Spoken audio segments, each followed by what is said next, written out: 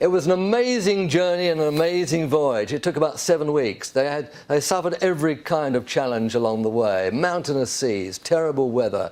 They were worried about the local other islanders dobbing them into the Japanese. Everywhere they went, they saw Japanese vessels in the distance on the horizon. They always thought they were going to be caught. So it was a really a nerve-wracking experience for all of them. And they eventually arrived in Darwin on May the 24th, 1942. They realised they were getting close to Australia when someone leant over the side of the boat and saw an Australian beer bottle floating by. They thought, we're almost home, boys.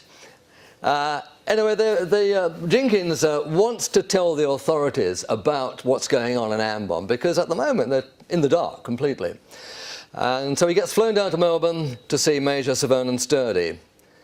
Sturdy's sitting in his office. Jinkins walks in with literally the gear he escaped in, his shorts and dirty old shirt and everything.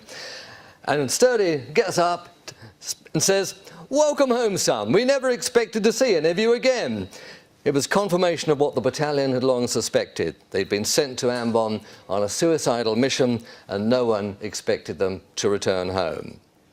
Even so, Jinkins refused to give up. Within a couple of days, he devised a plan to rescue his mates back there on Ambon. And he got the backing of all the military authorities at the time. They victualled 2 naval vessels, one in Townsville and the other one in Fremantle. And he'd masterminded this plan where these 2 Australian vessels would sail into the big harbour at Ambon and sail, because of the deep water, be able to sail virtually up to the wharf. And because Jinkins had such an intimate knowledge of the island and the prison camp, he knew exactly when would be the best time to attack, when there would be least number of guards. He knew where the camp was and everything that was necessary.